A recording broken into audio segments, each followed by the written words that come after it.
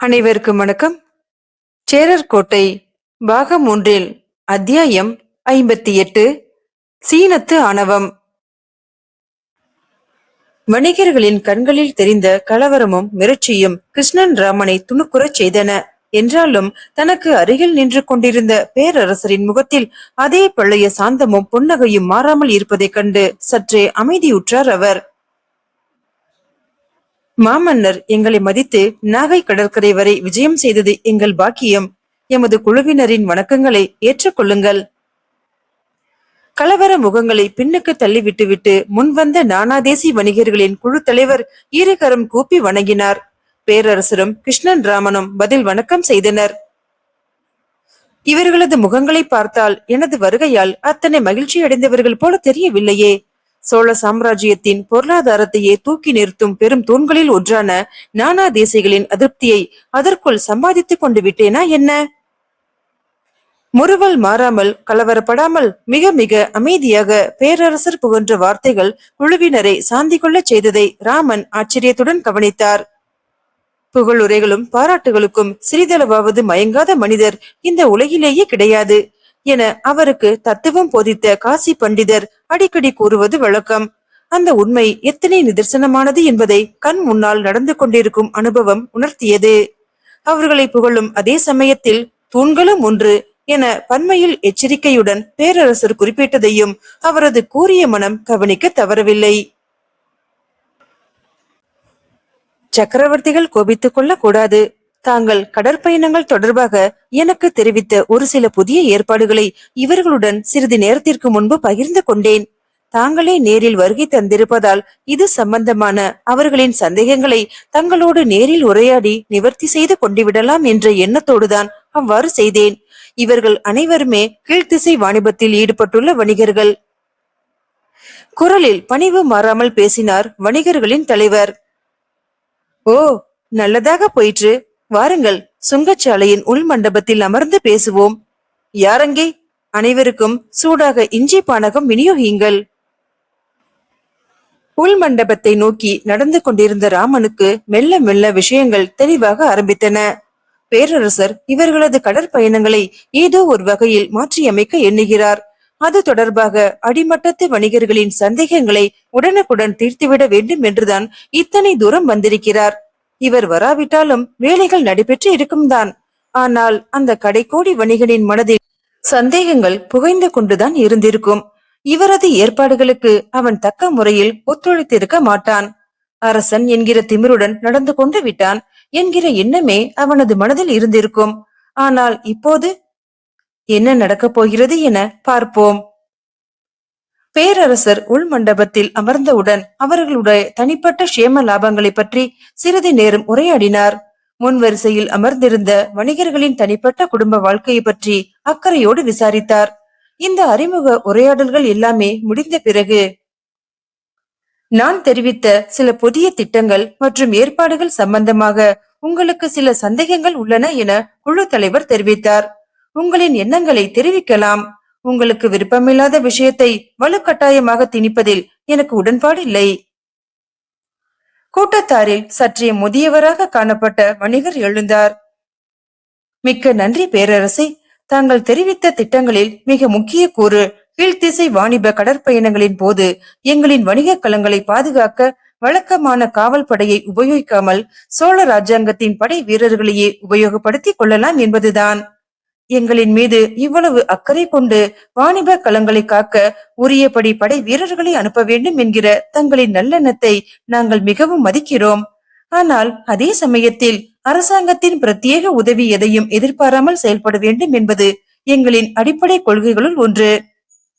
அதனால் தான் பல்வேறு சிரமங்களுக்கு இடையிலும் எங்களுக்கென தனி காவல் படையை வைத்துக் கொண்டிருக்கிறோம்.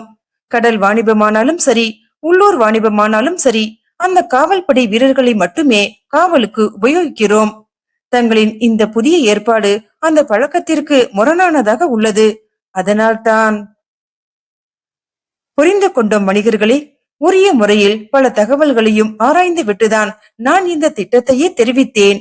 கீழ்த்திசை வாணிப களங்களில் பயணம் செய்த அனுபவமும் எனக்கு உண்டு. ஆதலில் நான் சொல்ல போவதை சற்று கவனமாக செவி மடுப்பீர்களாக. கீழ்த்திசை வாணிபம் முன் எப்போதும் இருந்திராத அளவிற்கு கடந்த 10-20 ஆண்டுகளில் பெரு வளர்ச்சி கண்டுள்ளது. உள்நாட்டு வாணிபத்தில் மட்டும் ஈடுபட்டிருந்த உங்களை கடல் வாணிபத்திற்கு இழுத்தது இந்த பெரு வளர்ச்சிதான். இந்த வளர்ச்சிக்கான மிக முக்கியமான காரணம் ஸ்ரீ விஜய சாம்ராஜ்யத்தின் வலிமையும் சைலேந்திரர்களின் அரசாங்கமும் தான். அதை நீங்கள் மறுக்க மாட்டீர்கள். இந்த வளர்ச்சியானது கீழ்த்திசை நாடுகளுக்கு கிழக்கே அமைந்துள்ள வலிமையான சீன சாம்ராஜ்யத்தின் கண்களை பெரிதும் உறுத்துகிறது. ஒட்டுமொத்த கீழ்த்திசை வாணிபமும் தங்களுக்கு கீழ், தங்களுக்கு அடங்கியே நடைபெற வேண்டும் என நினைக்கிறது சீனம்.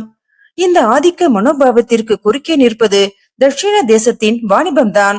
நமது தேசத்திற்கும் ஸ்ரீ விஜயத்திற்கும் இருக்கும் வாணிப உறவை பலகீனமாக்கிவிட்டால் தங்களின் கால்களில் விழுவதை தவிர சைலேந்திரர்களுக்கு வேறு வழியே கிடையாது என அவர்கள் எண்ணுகின்றனர்.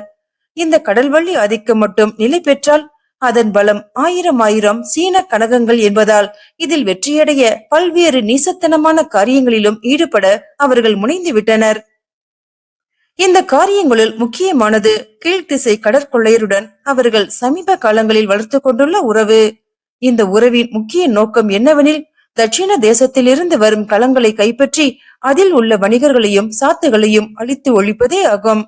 4 அல்லது 5 முறை இத்தகைய பெரும் தாக்குதல்கள் நடத்திவிட்டால் இங்குள்ளோர் நெஞ்சில் பலமானதொரு பயத்தை ஊன்றிவிட முடியும் என்றும் அதன் பலனாக வாணிபத்தின் அளவு மெல்ல மெல்ல குறையும் என்றும் சீனம் எண்ணுகிறது.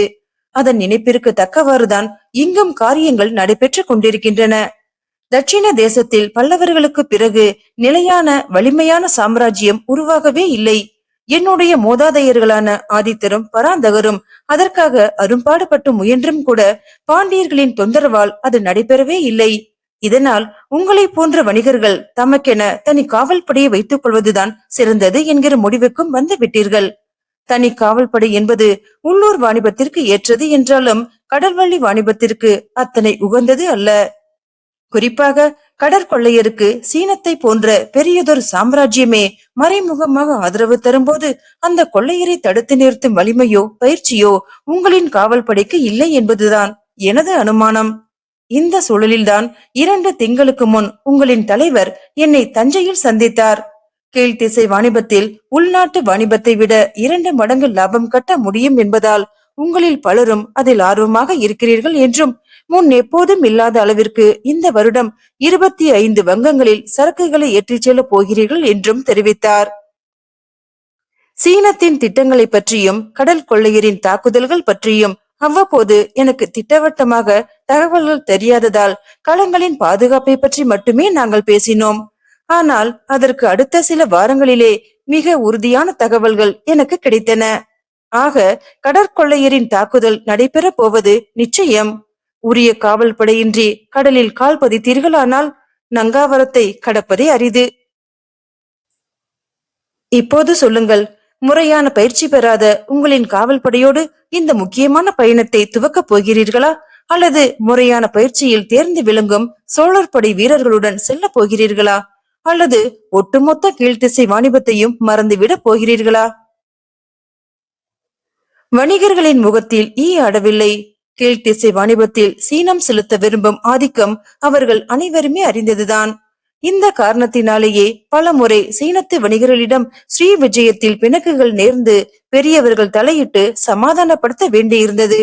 ஆனால் கடற்கொள்ளையர் அவர்களை ஒடுக்குவது சைலேந்திரர்களின் கடமை என்றல்லவா நினைத்திருந்தோம். அவர்களின் காவல் படைகள் கடலில் உலாவிக் கொண்டிருக்கின்றனதான்.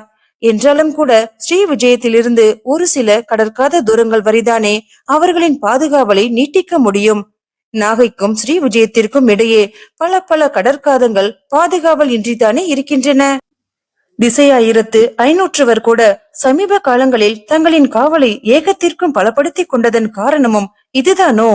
அவர்களின் அளவிற்கு நமக்கு கடல்வழி வாணிப அனுபவம் இல்லாததால் தான் இந்த தகவல்கள் எல்லாம் நமக்கு கிட்டவில்லையோ?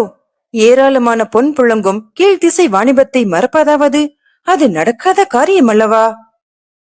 பேரரசே, தாங்கள் விளக்கிய பிறகுதான் எங்களுக்கு கீழ்த்திசை வாணிப சூழலின் முழு தாக்கமும் புரிந்தது. சீனம் இத்தனை ஈனத்தனமாக செயலாற்றும் என நாங்கள் எண்ணவில்லை. இந்த சூழ்நிலையில் சோழ படைகளின் பாதுகாவலை ஏற்பதே சிறந்தது என எனக்கு தோன்றுகிறது என்றார் முன்பு பேசிய அதே முதிய வணிகர். ஆம், அதுதான் சரியான முடிவு என பலரும் முன்மொழிந்தார்கள். என்றாலும் ஒரு சில வணிகர்களின் முகத்தில் சந்தேகங்கள் இன்னும் மிச்சம் இருந்ததை பேரரசர் கவனித்துக் கொண்டார். வேறு கேள்விகள் ஏதேனும் இருந்தால் தாராளமாக கேட்கலாம். ஒன்றுமில்லை. எங்களின் காவல் படையெனில் எங்கள் களத்திலேயே தங்கி எங்களுடனேயே இருப்பார்கள். சோழர் படை வீரர்கள் எனில்... பேரரசருக்கு அவர் சொல்ல வந்தது புரிந்தது.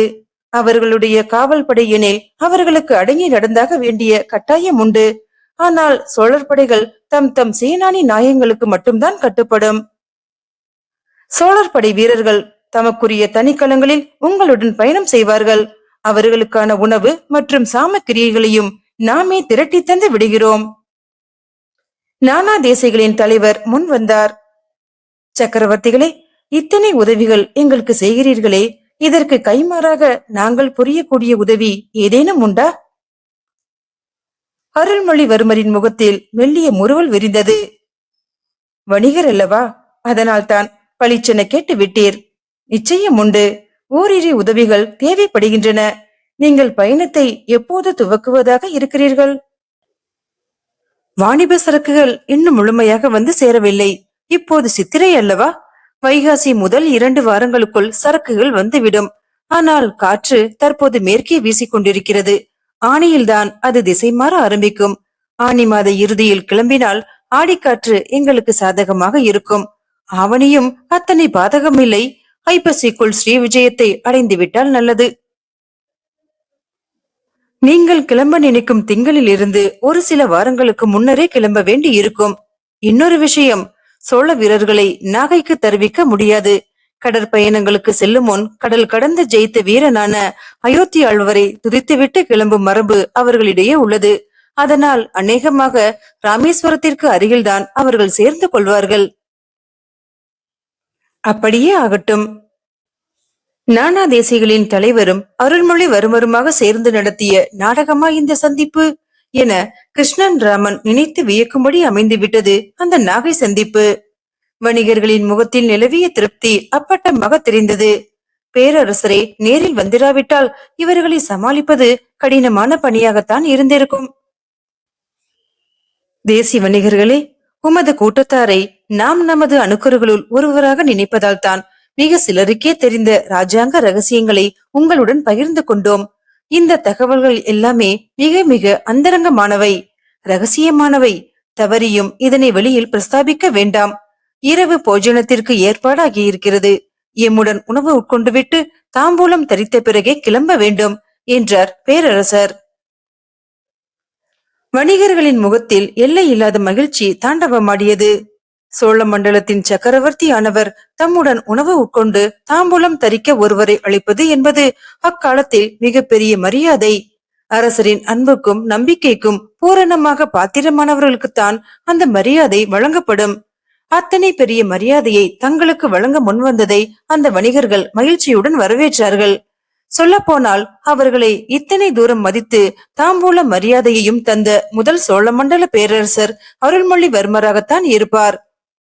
என்ன நடந்தாலும் சரி, சாளுக்கனும் பெருமாளும் என்ன நினைத்து கொண்டாலும் சரி, இவரின் பின்பு மலை போல நிற்போம் என்ற உறுதி அவர்களின் மனதில் அன்று ஆழமாக விழுந்து விட்டது. சிரித்த முகத்துடன் அவர்களை உணவு சாலைக்கு அழைத்துச் செல்லும் பேரரசரை ராமன் வியப்புடன் நோக்கி நின்றார். இந்த தாம்பூல ஏற்பாடு அவரே அறியாத ஒன்று. காலையிலிருந்து தன்னுடன் தானே இருந்தார். பிறகு இத்தனை வணிகர்களுக்கு உணவு வழங்கும் ஏற்பாடு எப்போது, எங்கே, யாரால் செய்யப்பட்டது என அவருக்கு ஆச்சரியமாக இருந்தது. இத்தனை நேரம் இந்த சந்திப்புகளையும் உரையாடல்களையும் உன்னிப்பாக கவனித்த பிறகும் தன்னால் அவரின் உண்மையான நோக்கங்களை எல்லளவும் அறிய முடியவில்லையே என்பது அதைவிட ஆச்சரியமாக இருந்தது. இன்னும் என்னென்ன ஆச்சரியங்கள் இருக்கின்றனவோ போக போக பார்க்கலாம். பின் குறிப்பு: நேற்றைய பதிவில் ஒரு குறிப்பு. ஐயப்பொழில் பரமேஸ்வரி இன்றைய ஐஹோலே கர்நாடகத்தில் அமைந்துள்ளது. ஐநூற்றுவரின் குலதெய்வமாக கல்வெட்டுகளில் குறிக்கப்படும் பரமேஸ்வரி திருக்கோவில் இன்றும் உள்ளது. சீன கனகம் என்பதற்கு சீன தங்க நாணயம் என பொருள். நாகப்பட்டினம் காரோணர் திருக்கோவிலில் அமைந்துள்ள முதலாம் ராஜேந்திரரின் கல்வெட்டில் இந்த கனகம் பற்றி குறிப்பிடப்படுகிறது. அயோத்தி ஆழ்வார் ஸ்ரீராமபிரான். மீண்டும் அடுத்த பதிவில் சந்திக்கிறேன். நன்றி.